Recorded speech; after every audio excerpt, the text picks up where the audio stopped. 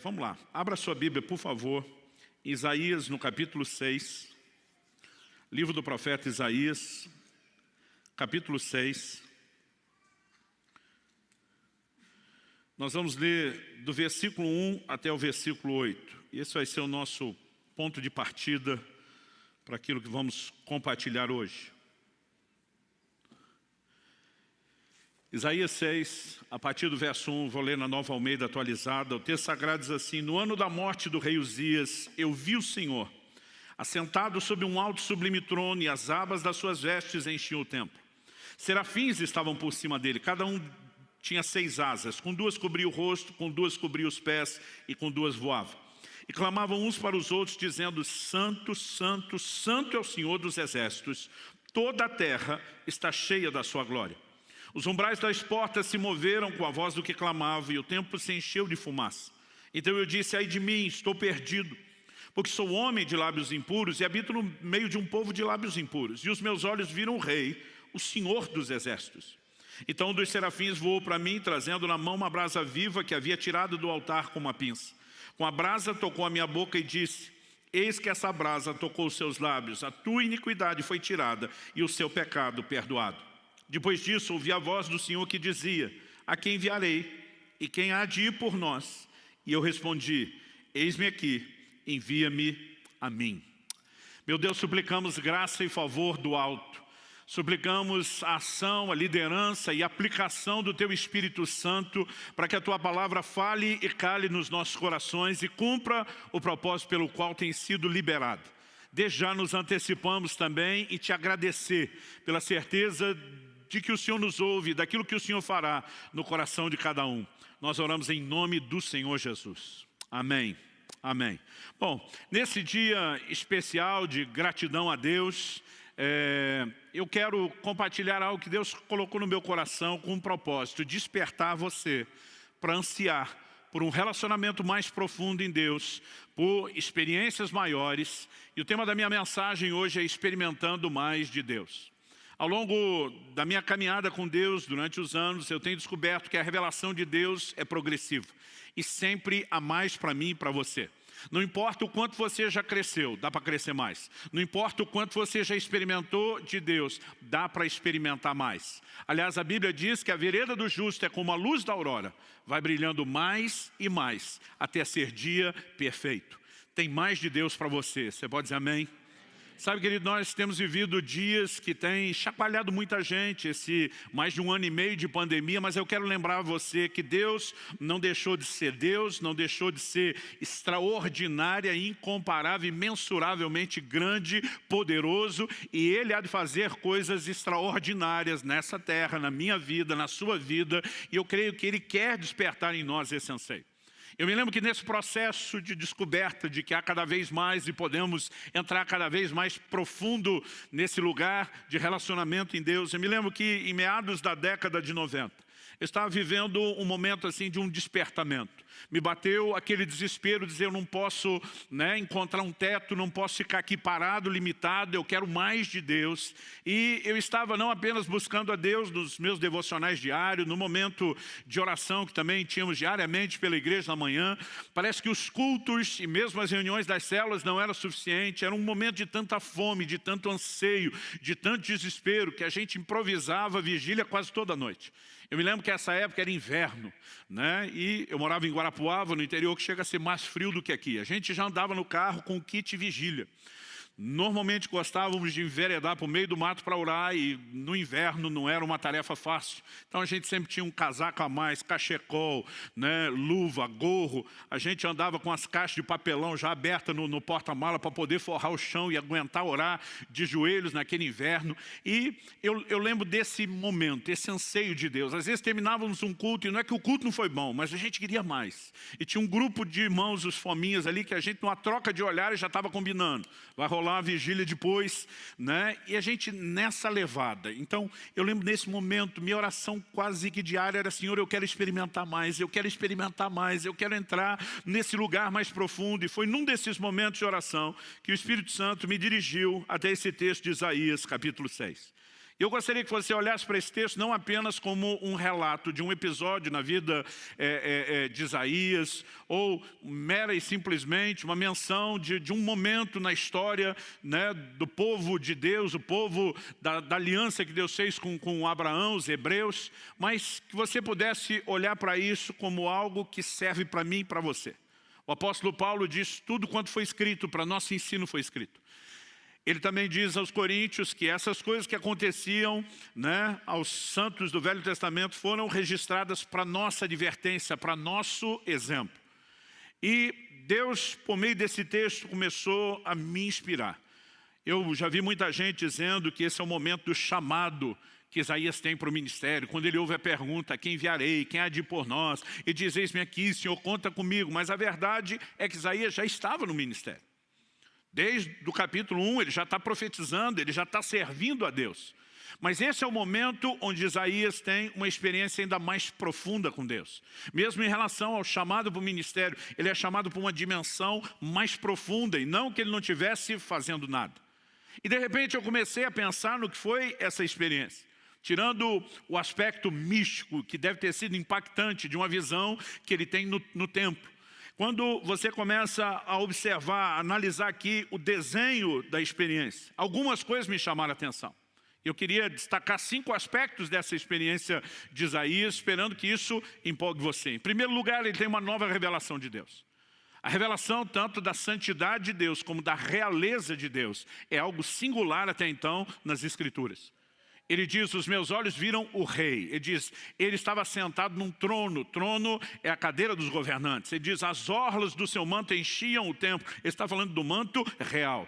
Ele tem a revelação de Deus na sua santidade, na sua realeza, uma percepção, né, nunca antes experimentada, e talvez uma revelação que Deus não havia comunicado de maneira clara. Em segundo lugar, a Bíblia diz, né, que a voz daquele que clamava, uma referência aos serafins, a Bíblia diz que os limiares do templo foram chacoalhados. O templo era o centro, a sede de todo o culto e de toda atividade religiosa. Embora Deus se manifestasse lá, é óbvio, né, que não havia nada necessariamente sagrado no templo, a não ser a manifestação da presença de Deus. Mas quando Deus chacoalha aquela estrutura, de alguma forma, né, o que ele falou e inspirou o meu coração analisando a experiência de Isaías, trazendo uma aplicação já bem personalizada, é que todos nós precisamos de uma experiência que chacoalhe os alicerces de religiosidade da nossa vida. Que nos leve a não apenas permanecer dentro das regras de funcionamento. Embora a gente se mova dentro delas, precisa haver algo maior na minha e na sua vida. Em terceiro lugar, a Bíblia diz que a casa se encheu de fumaça. E isso é recorrente na Bíblia. Quase sempre que você tem uma revelação da glória, né, a chamada Shekinah, a glória de Deus, a Bíblia fala ou de nuvem ou de fumaça. De alguma forma é como se Deus claramente estivesse dizendo: eu quero turvar a sua visão. E visto que Deus não trabalha na contramão e nem de forma negativa, nós precisamos entender qual seria o propósito de turvar uma visão. Quase sempre que o aspecto negativo aparece, ele, na verdade, precede e antecede uma substituição por algo positivo. Por exemplo, para o profeta Jeremias, Deus diz: eu te estabeleci para arrancares e plantares. Antes de plantar nova planta, arranca velho. Deus diz: eu te estabeleci para derrubares e para edificares. Antes de edificar o novo prédio, derruba-se o anterior. Porque se o velho não for removido, não haverá lugar para o novo. Em quarto lugar, ele tem uma percepção da sua limitação, do seu pecado. Ele se vê como um homem de lábios impuros, e como diz outra versão, que habitava no meio de um povo de impuros lábios. Mas ele não tem apenas a percepção do seu pecado ou das suas limitações. Ele experimenta um toque santificador. Um anjo pega uma brasa do altar, toca a boca do profeta e diz: tua iniquidade foi tirada. Porque o propósito de Deus não é apenas dar diagnóstico de pecado. Normalmente, por meio do diagnóstico que leva o homem ao arrependimento, o que Deus quer trazer é cura. Então, ele tanto tem a percepção das suas limitações, como ele tem um toque santificador e transformador. E por último, uma vez que nós já definimos que ele estava no ministério, e isso não é o início de tudo, nós podemos dizer que, no mínimo, ele tem uma nova percepção, de uma profundidade, de uma outra dimensão do serviço do ministério. E de repente eu comecei a pensar nessas 5 características. Uma nova revelação de Deus, as bases de religiosidade sendo estremecidas, a visão antiga sendo confundida, porque normalmente é o que é necessário para que a nova se estabeleça, um toque transformador e santificador, e em quinto lugar, uma nova percepção ministerial. Então, mesmo imaginando que talvez a experiência de Isaías, nos moldes em que aconteceu o aspecto místico, não fosse necessariamente ser reproduzido de maneira igual para cada um de nós, nós podemos entender que no mínimo os benefícios dela é algo que está à disposição de cada um de nós. Aliás, não gosto da ideia de um Deus que faz acepção de pessoas. Isso é contrário às Escrituras. Deus não tem filhos prediletos. Eu não posso conceber isso, a menos que o filho seja eu. Aí dá para abrir uma exceção. Não, brincadeira à parte, eu e você precisamos entender que quando Deus declara que Ele não faz acepção de pessoas, o que está à disposição, né? Não estou falando de um chamado específico, de um comissionamento específico, eu estou falando, né, de valores, de bênçãos que Deus disponibiliza a todos igualmente, o que está à disposição de um está à disposição de outro. E de alguma forma, naquele momento, meu coração que já estava cheio de sede, de fome, de anseio por mais de Deus, começa a olhar para isso tudo e dizer, eu também quero uma nova revelação de Deus. Eu também quero as bases de religiosidade sendo estremecidas, a visão anterior sendo confundida, o toque transformador, a nova percepção ministerial. E eu começo a orar e dizer, Senhor, se o Senhor me trouxe esse texto, qual é o caminho, o passo prático? E de repente, os meus olhos se abriram. Já se foram aí pelo menos 2 décadas e meia que isso aconteceu. E a frase, no ano em que morreu o rei Uzias, ou no ano da morte do rei Uzias, saltou aos meus olhos. E de repente eu percebi que a essência do texto comunica uma substituição. No verso 5, ele começa dizendo, no ano da morte do rei Uzias, no 5 ele diz, eu vi o rei, o Senhor dos exércitos. Ele está dizendo, quando morre um rei humano, natural, algo acontece e eu entro na revelação de Deus como rei.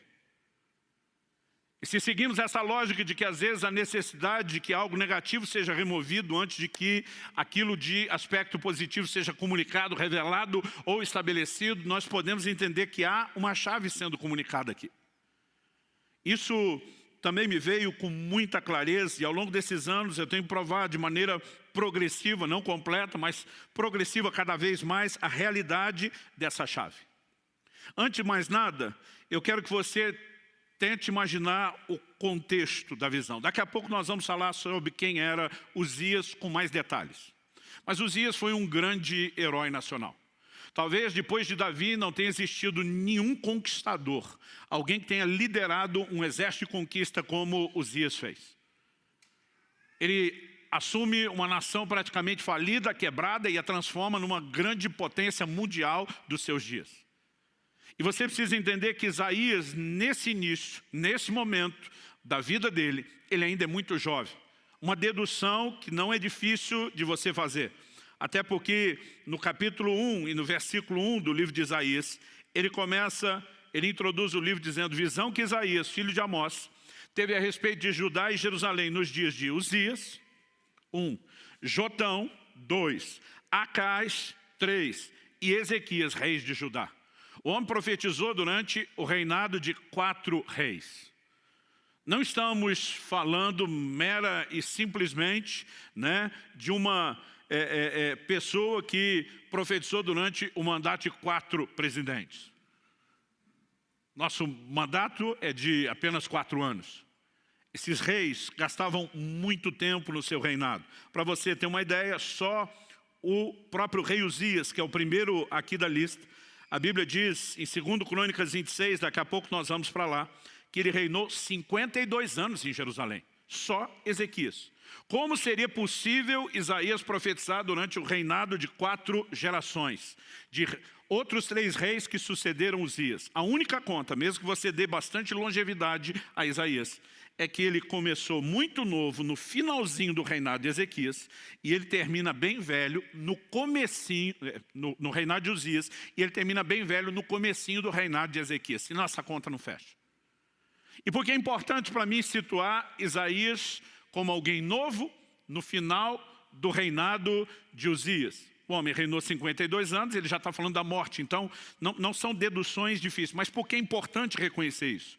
Porque, primeiro, Isaías como alguém novo, era bem mais facilmente impressionável do que uma pessoa de mais idade. E segundo, Uzias já havia se tornado esse grande herói. Então, o impacto que ele teve, né, na nação e sobre Isaías é inegável. Mas o que significa essa substituição? Porque quando ele morre, vem a revelação de Deus, ou porque Deus decidiu comunicar isso, porque Uzias, ele também nos transmite uma figura muito específica, muito particular. E para que a gente entenda o que é Uzias, o rei natural, morrer, para que os nossos olhos vejam o rei numa dimensão mais profunda, a gente então precisa entender, né, o que simboliza Uzias. Então, em segundo lugar, primeiro eu falei da necessidade de uma troca para se viver essa experiência mais profunda, o rei natural morrer, para que os nossos olhos vejam o rei. Em segundo lugar, vamos procurar entender junto o que Uzias simboliza. Então, você pode me acompanhar em 2 Crônicas, segundo livro de Crônicas, capítulo 26. Eu vou ler a partir do versículo 3 e nós vamos juntos aí até o 16. Aqui nos dá um bom retrato do que foi Uzias e o seu reinado. O texto diz assim: Uzias tinha 16 anos de idade quando começou a reinar, e reinou 52 anos em Jerusalém. A mãe dele se chamava Jecolias e era de Jerusalém. Ele fez o que era reto aos olhos do Senhor, segundo tudo que Amazias, seu pai, havia feito. Propôs-se a buscar a Deus nos dias de Zacarias, que era sábio nas visões de Deus. Enquanto Uzias buscou o Senhor, Deus o fez prosperar. Duas afirmações aqui importantíssimas, né? A do versículo 5, propôs-se a buscar a Deus. E aí, o final do mesmo versículo diz: enquanto buscou o Senhor, Deus o fez prosperar. Você pode repetir essa frase comigo? Só para efeito didático, diga: enquanto buscou o Senhor, Deus o fez prosperar. Mais uma vez, com um pouquinho mais de ânimo e vontade, né? Ou de força para furar o bloqueio da máscara aí que está abafando sua voz. Diga: enquanto buscou o Senhor, Deus o fez prosperar. Agora, a partir do versículo 6, nós temos um resumo do que foi essa prosperidade. O texto diz: ele foi e guerreou contra os filisteus, destruiu as muralhas de Gate, de Jabne e de Asdod, construiu cidades no território de Asdod entre os filisteus. Deus o ajudou contra os filisteus, contra os árabes que moravam em Gur-Baal e contra os meunitas. Os amonitas pagavam tributo a Uzias, que chegou a ser tão poderoso que a sua fama se espalhou até a entrada do Egito. A frase até a entrada do Egito não significa muito para nós. Mas quando a Bíblia está falando aqui dos filisteus, dos amonitas, dos povos em volta, está falando da expansão do reinado de Uzias. O Egito, que foi uma grande potência na antiguidade, nos dias de Uzias, ficou recolhido do portão de casa para dentro. Quando a Bíblia diz sua fama foi até a entrada do Egito, está dizendo isso: o Egito não saía, permaneceu forte apenas no seu território, e Uzias estabeleceu o seu domínio a ponto de manter Faraó e o seu exército dentro do quintal de casa, sem sair ou avançar para lugar nenhum. O verso 9 diz o seguinte: Uzias construiu torres em Jerusalém, junto ao portão da esquina, junto ao portão do vale, junto ao portão do ângulo, e as fortificou. Também construiu torres no deserto e cavou muitas cisternas, porque tinha muito gado, tanto na Cefelá como nas campinas. Tinha lavradores e vinhateiros, nos montes e nos campos férteis, porque era amigo da agricultura. Aqui a Bíblia fala não só do investimento na agropecuária, que era o que movimentava a economia, né? Mas fala de todas as estruturas de defesa. Esse camarada assume uma nação praticamente falida, quebrada, e vai transformando ela paulatinamente ao longo dos anos numa grande potência. O texto continua e diz no 11: Uzias tinha um exército de homens preparados para a guerra, que saíam para a batalha em tropas, segundo a lista feita pelo escrivão Jeiel e pelo oficial Maazéia, sob a direção de Ananias, um dos oficiais do rei. O número total dos chefes das famílias, homens valentes, era de 2.600. Isso aqui era só a tropa de elite. 13. Debaixo das suas ordens, havia um exército guerreiro de 307.500 homens, que faziam a guerra com grande poder, para ajudar o rei contra os seus inimigos. Uzias preparou para todo exército escudos, lanças, capacetes, couraças, arcos e até fundas para tirar pedras. Em Jerusalém ele fabricou máquinas inventadas por homens peritos, que foram colocadas nas torres e nos cantos das muralhas para atirarem flechas e grandes pedras. A fama de Uzias se espalhou até muito longe, porque ele foi maravilhosamente ajudado. Lembra que o versículo 7 diz que Deus o ajudou. Aqui o texto diz que ele foi maravilhosamente ajudado. E aqui é onde começa a entornar o caldo. Verso 15. Até que se tornou muito poderoso. Uzias, ele encarna como talvez quase nenhum outro personagem bíblico o faz, o que nós podemos chamar da busca interesseira. Ele busca a Deus, enquanto ele busca o Senhor, Deus o faz prosperar, até que se tornou poderoso. Então o verso 16 dá início ao processo de ruína e diz: mas depois que Uzias se tornou poderoso, o coração dele se exaltou, outra versão diz, se corrompeu para a sua própria ruína. E daqui a pouco nós vamos falar do pecado dele. Mas Uzias representa alguém que busca a Deus, usando Deus apenas como meio para alcançar os seus objetivos, o seu próprio fim, aquilo que estava no seu coração. É lógico que o ser humano, por natureza pecaminosa, diga-se de passagem, tem essa inclinação. Não podemos dizer que isso é exclusividade de Uzias. E justamente por não ser um problema só dele, e ser um problema generalizado, é que Deus pode usá-lo como uma figura para algo que precisa ser trabalhado nas nossas vidas. E naquele dia, o que Deus falou com muita clareza: se você quer experimentar mais, se você quer, usando a linguagem de videogame, que eu aprendi com meu filho quando garoto em casa, se você quer passar de fase, se você quer ir para o próximo nível, se você quer experimentar algo mais, Uzias tem que morrer. E quando Deus está falando de Uzias como aquele que simboliza a busca interesseira, eu começo a lembrar não só dos textos bíblicos. Por exemplo, Jesus, sabemos lá por Lucas, pelo relato de Lucas 17, 12 a 19, que ele cura 10 leprosos. Desses 10, só um volta para adorá-lo, para agradecer. Jesus pergunta para ele: onde estão os outros 9? Jesus não estava com isso, né, responsabilizando ele como se fosse uma espécie de chefe de sindicato dos ex-leprosos curados. Mas Jesus está desabafando, pondo para fora algo da sua própria alma. Cadê o resto da galera? Todo mundo foi curado. Mas 9 daqueles 10 só precisavam da cura. E depois de obter aquilo que queriam, não queriam mais nada de Jesus, a não ser o que já tinham alcançado. Só um volta para dar continuidade ao processo. E muitas pessoas buscam a Deus nas suas necessidades, né, movidos unicamente pelo interesse de resolver aquilo. E a partir do momento que conseguem o que querem, eles tratam Deus como algo descartável. Eu lembrei não só dos textos bíblicos, eu lembrei de N situações que eu já tinha vivido no ministério, apesar de estar ainda nos primeiros anos do ministério pastoral. Eu comecei a pensar em quanta gente chegou na igreja precisando de cura e depois que foi curado, desapareceu. Eu comecei a lembrar de quanta gente chegou precisando de um milagre no casamento e quando as coisas deram uma melhorada, não era nem que estava resolvido, já sumiram de cena. Eu lembrava de casos específicos. Lembrava de uma vizinha que eu evangelizei tanto, convidei tanto para ir para a igreja, nunca podia. Mas no dia que apareceu uma macumba daquelas feita na porta da loja dela, ela desesperada: eu preciso de Deus, eu preciso de oração. Eu levei e falei: sei, mas vamos aproveitar que você abaixou a guarda. Sabe, eu me lembrava dos jovens, quando chegava a época de vestibular, eles pediam para a gente dar cópia da chave da igreja, porque eles queriam orar às 5 da manhã, buscar Deus. Mas depois que passava no vestibular, não orava mais, não lembrava que era crente, não lembrava que Deus colocou ele lá na universidade, nem do propósito pelo qual entrou.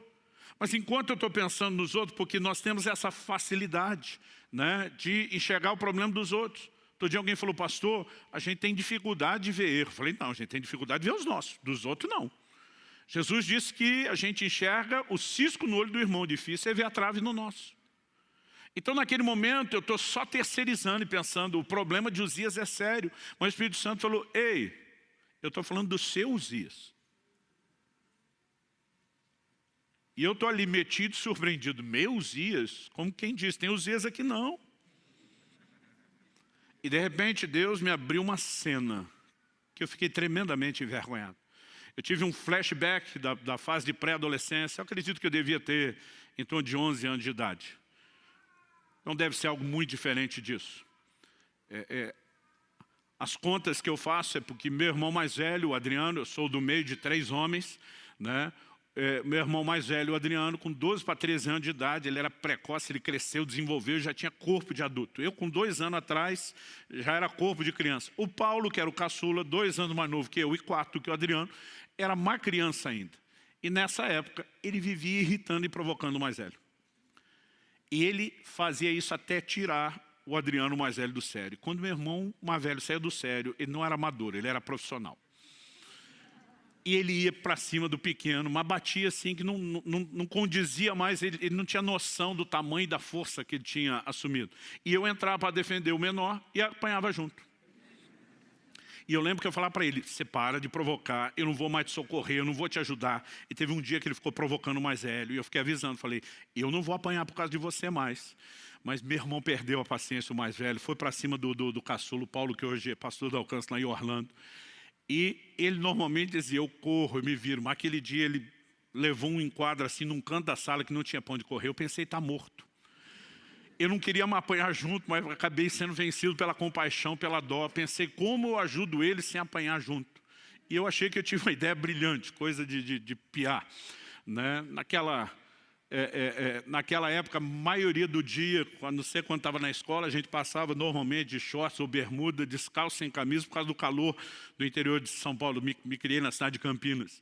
E eu lembro que meu irmão, assim, só de bermuda, eu vim dele um tapa nas costas, mas daquele assim, deixar o desenho da mão. E corri. Acredite ou não, além de já ter sido magro, era o mais veloz da família e nas disputas com todos os primos. Falei, não vai me pegar na corrida.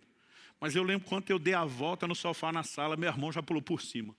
Cortou um atalho, ele estava no meu encalço. Eu no desespero, tudo que eu olhava era o final do corredor. A hora que eu saí da sala, tinha o quarto dos pais de um lado, dos filhos do outro. Falei, eu tenho que entrar e fechar a porta.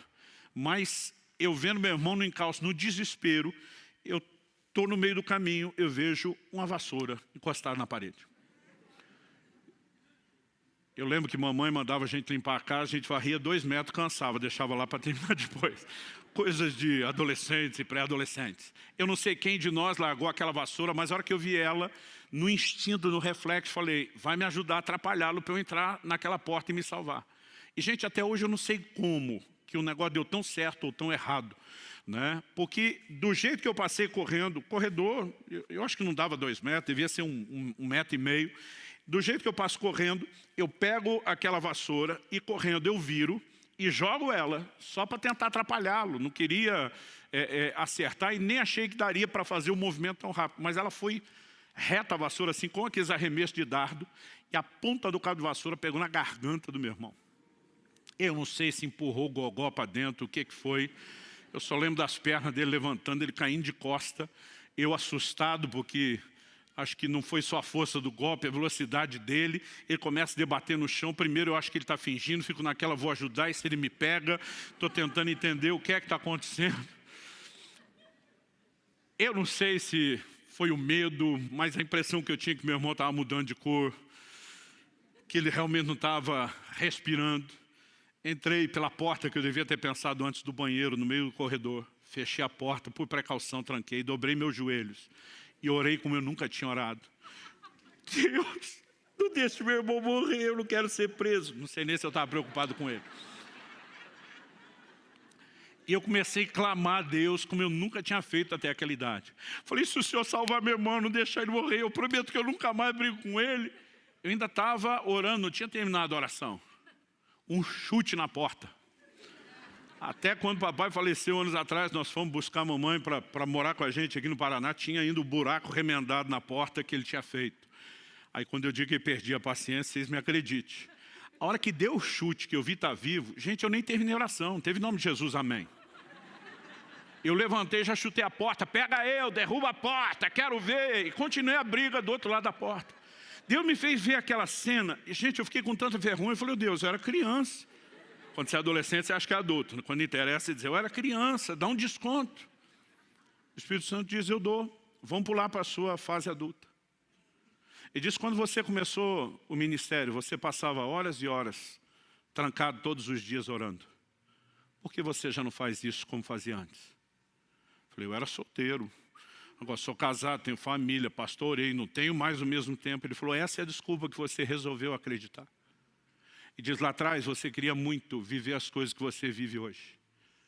Embora você diga que estava naquele quarto me buscando, você estava apenas buscando o que você conseguiu. E agora, porque conseguiu, você já não tem mais interesse em mim. E por vergonha eu vou parar aqui. Naquela hora, ele começou a mostrar a trave do meu olho que eu não enxergava. E eu quero te dizer, não dá para dizer o quanto, mas todos temos alguma coisa de Uzias dentro de nós. Todos temos algum elemento dessa busca interesseira, que às vezes valoriza mais o que ele faz do que a pessoa que ele é. E naquele momento, quando Deus começou a expor, eu entendi que se Uzias não morrer, nós nunca vamos passar de fase.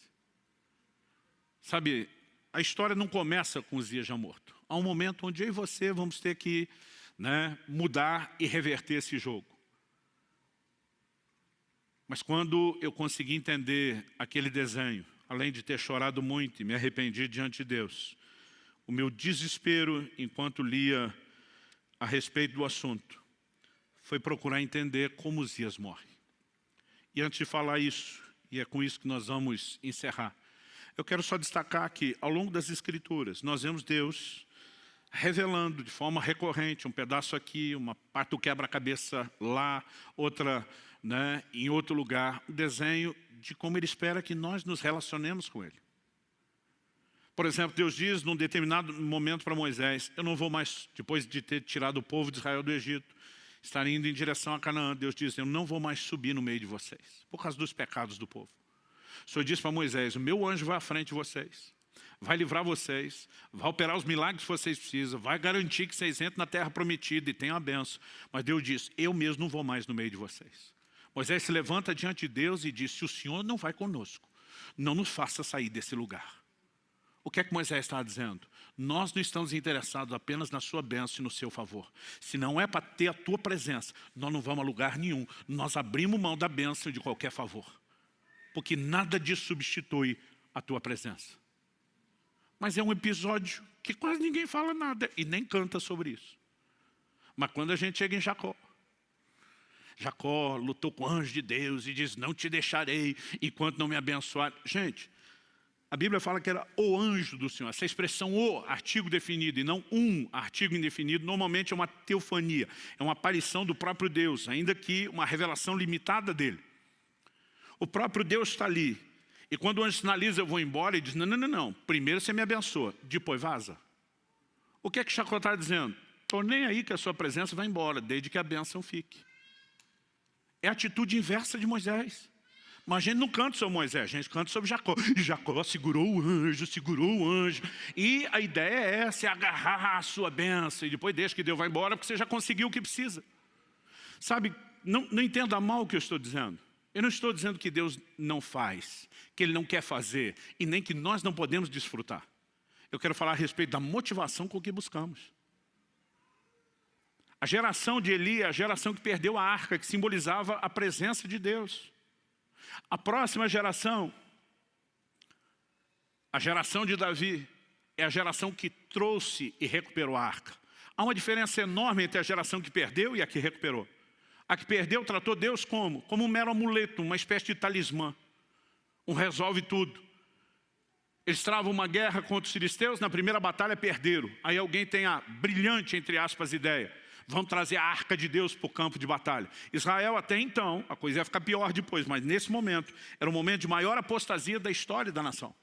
Eles já não vão a Siló, onde o tabernáculo estava, já não iam lá para buscar e adorar o Senhor, mas na hora do problema traz a arca, porque agora nós precisamos que Ele resolva. Como diz o ditado antigo, quando a água bate na região lombar, as pessoas lembram de buscar Deus. Região lombar ficou mais polido, né? Tá bom assim, meu amor. Você que sempre me ajuda a ser minha melhor versão. Quando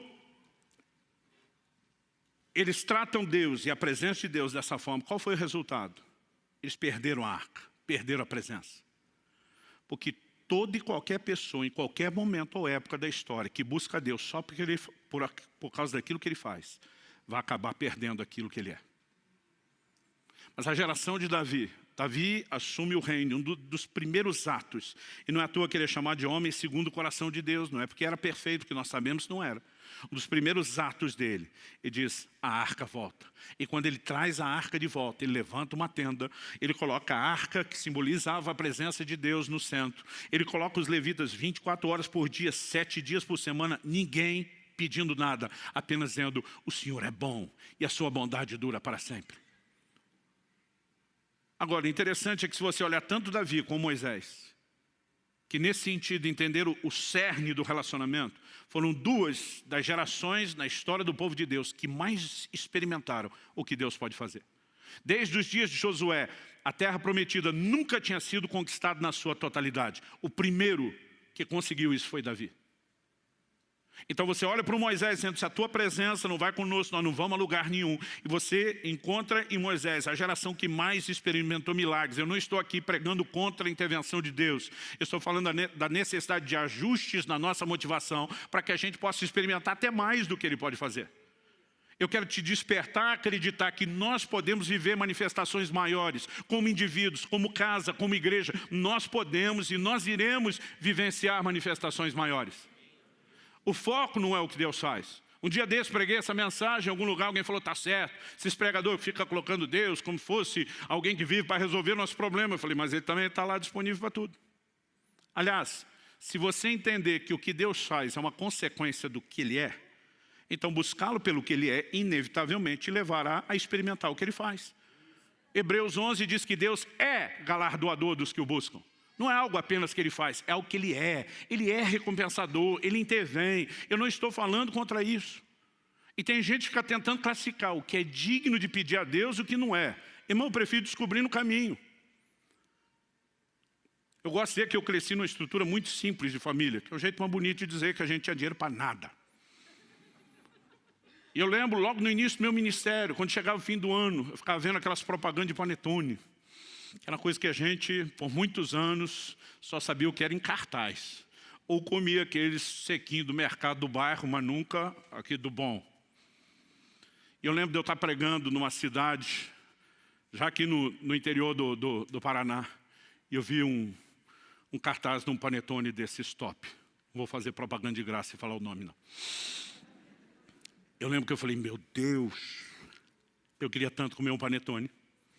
Tem gente que acha que não deveria te incomodar com isso. Eu acho que não é incômodo, eu acho que o Senhor gosta de mim para valer, eu acho que o Senhor quer agir na minha vida.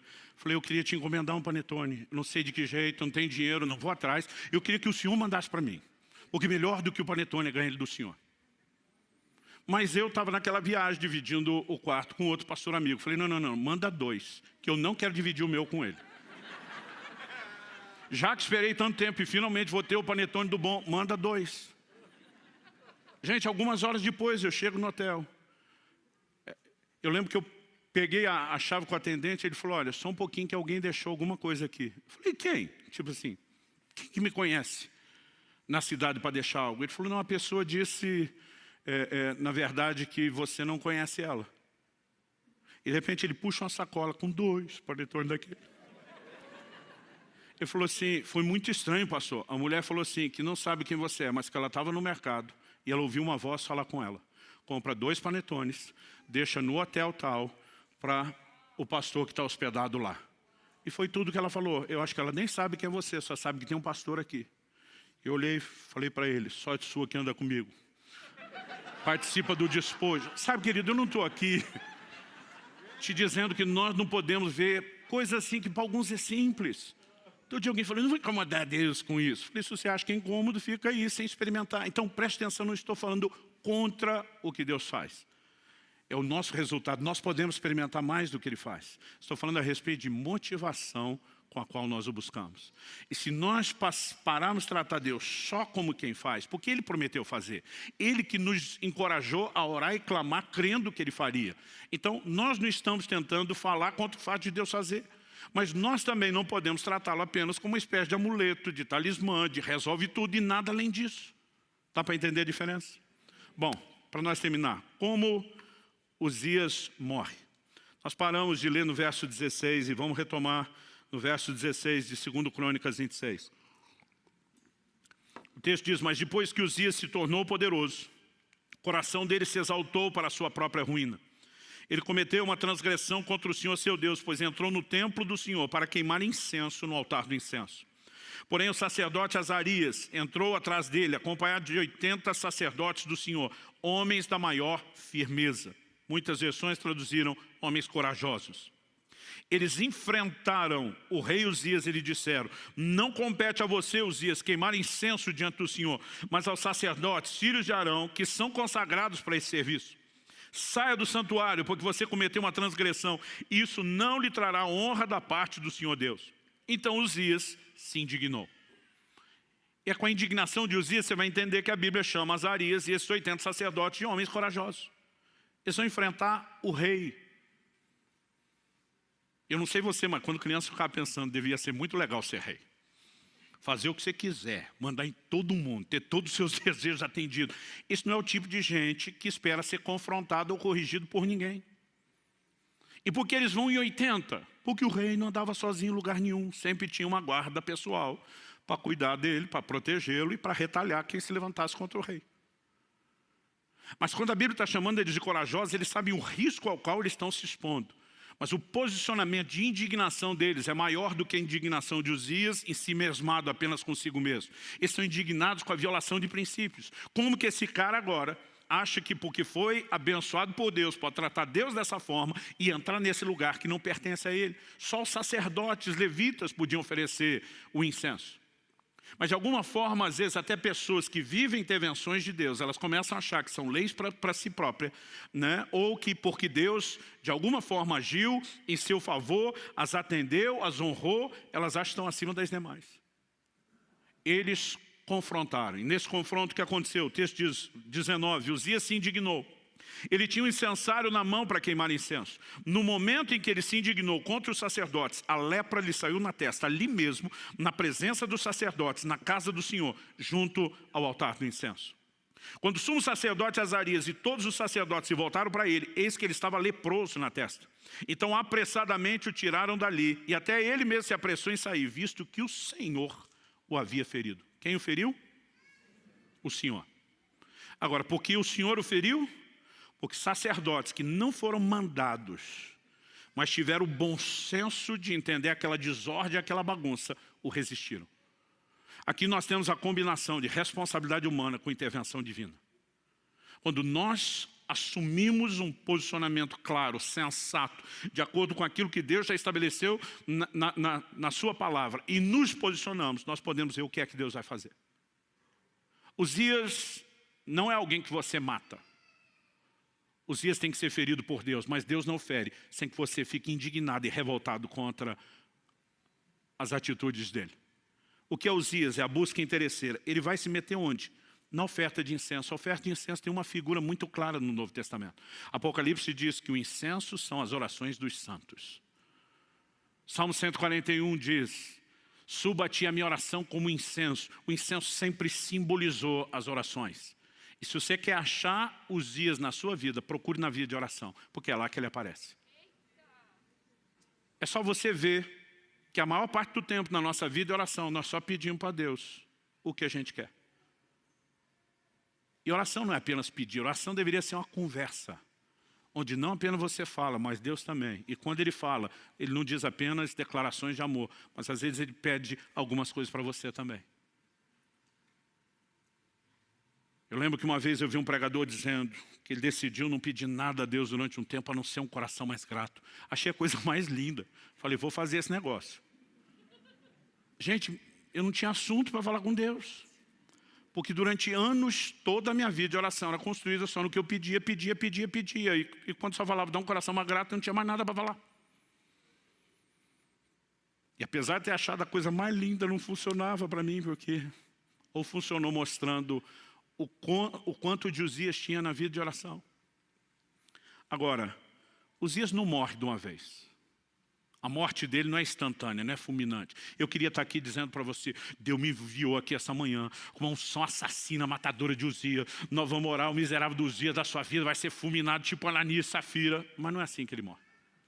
Uzias morre aos poucos, a prestação. A lepra apareceu na testa. Depois ela vai se espalhando.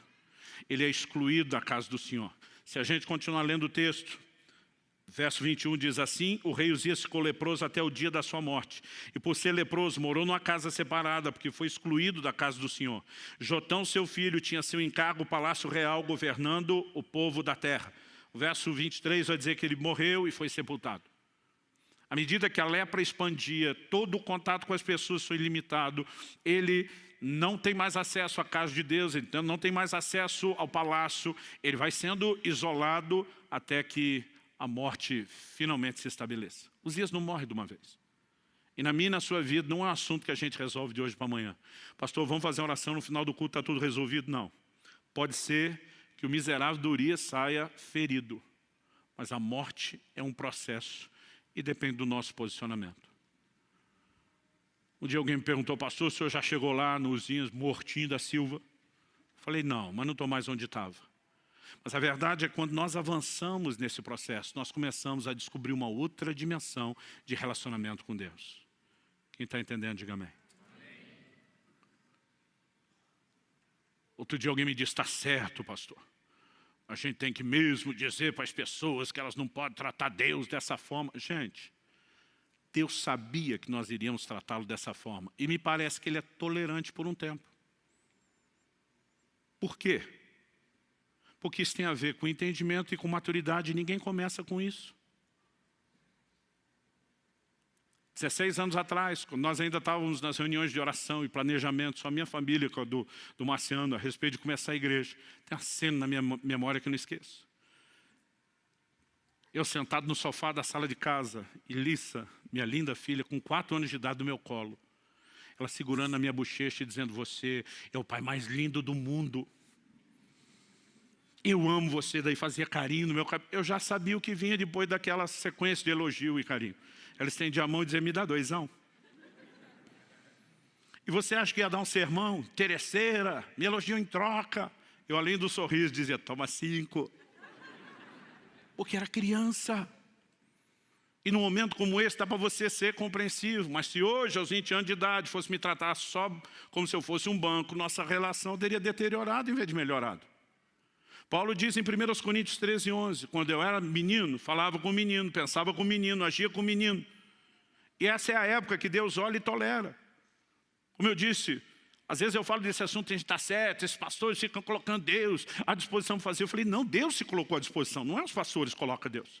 Jesus pregou o evangelho não apenas chamando as pessoas ao arrependimento e à fé, mas ele curava os enfermos, expulsava demônios, operava milagres. Ele mostrava que Deus tem interesse de intervir nas necessidades das pessoas. O que ele não queria quando um leproso era curado e ia embora, era não continuar o processo depois de ter apresentado e demonstrado seu amor.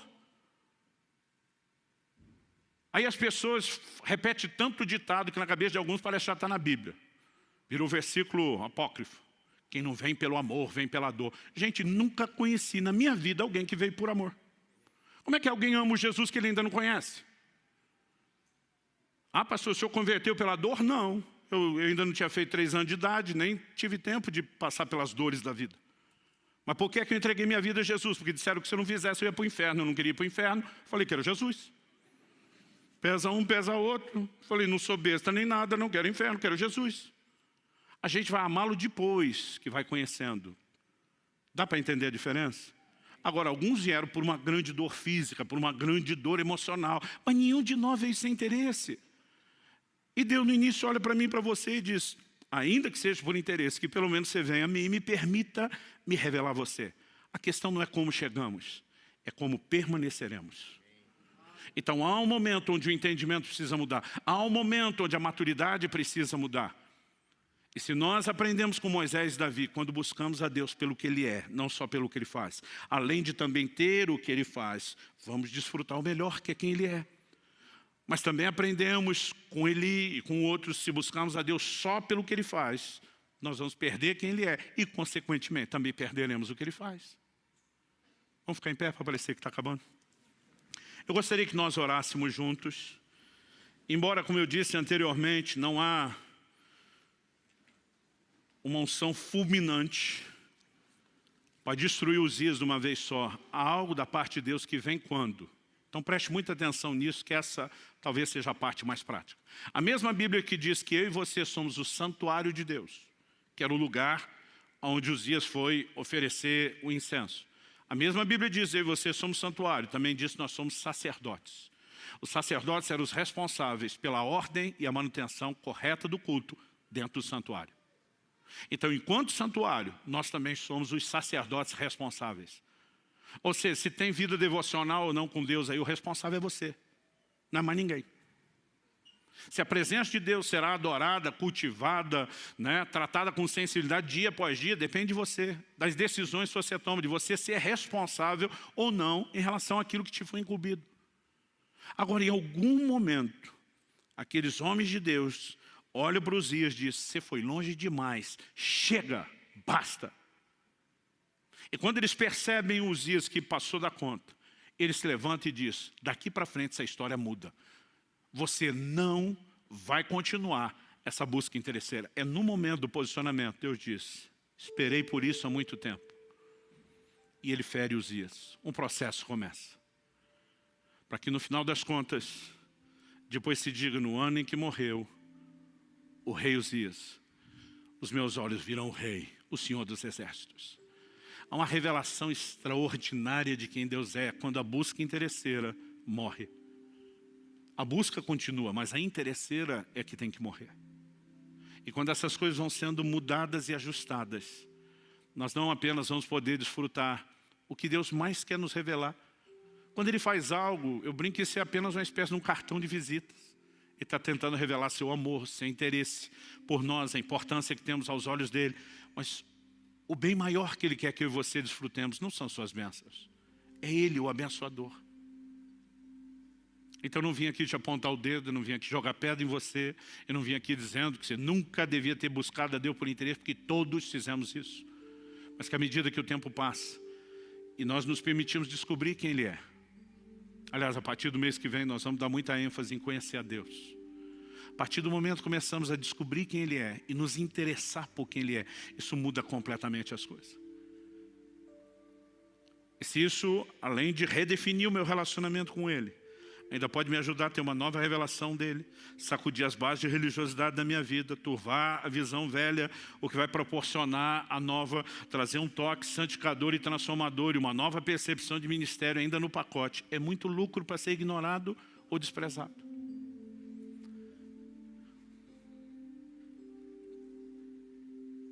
É lógico que há momentos onde Deus nos faz perceber alguns erros, que isso é constrangedor. Quando lembro de confrontos como esse, Deus dizendo: não, a razão pela qual você olha não é porque você é o culpado, é porque você já alcançou muito o que queria. É lógico que dá vergonha. Mas Deus não está fazendo isso para nos culpar ou condenar. É uma forma dele dizer: eu não quero perder você. Quando Adão pecou, Deus não pergunta: o que é que você fez, cabeção? A pergunta de Deus foi: aonde você está? Em outras palavras, é como se ele dissesse: o problema não é o que você fez, é para onde o que você fez te levou, para longe de mim. Deus está dizendo: eu não quero você distante, eu quero comunhão, eu quero proximidade. Que Deus nos livre de sermos apenas religiosos, frequentadores do culto. Há algo maior, algo mais profundo, e eu e você podemos experimentar isso. É um convite amoroso da parte dele. Tudo que você precisa, além de dizer sim ao convite, é dizer não para Uzias e essa atitude. Eu queria que você fizesse isso no seu lugar. Falasse com Deus do seu jeito, da sua maneira, com as suas palavras. Pai, a Tua palavra foi comunicada. Mas nós precisamos de mais do que informação. E te pedimos mais uma vez, por entendimento espiritual e aplicação prática, vinda dos céus, vinda do Espírito da verdade. Eu oro por cada um dos meus irmãos e irmãs, nesse lugar, os que nos acompanham à distância pela internet, ao vivo ou de forma gravada. Eu oro que nesse exato momento em que chegam a esse ponto de oração, algo aconteça nos seus corações. Não apenas o despertamento provocado pelo entendimento da Tua palavra, mas a capacidade de entender de maneira muito prática quais áreas específicas da sua vida, a vida de oração, da busca, tem permitido que Uzias tenha tanta expressão. E queremos amadurecer ao ponto de não te buscar só pelo que o Senhor faz, mas primeiramente por causa de quem o Senhor é. Sabemos que inevitavelmente também teremos aquilo que o Senhor faz.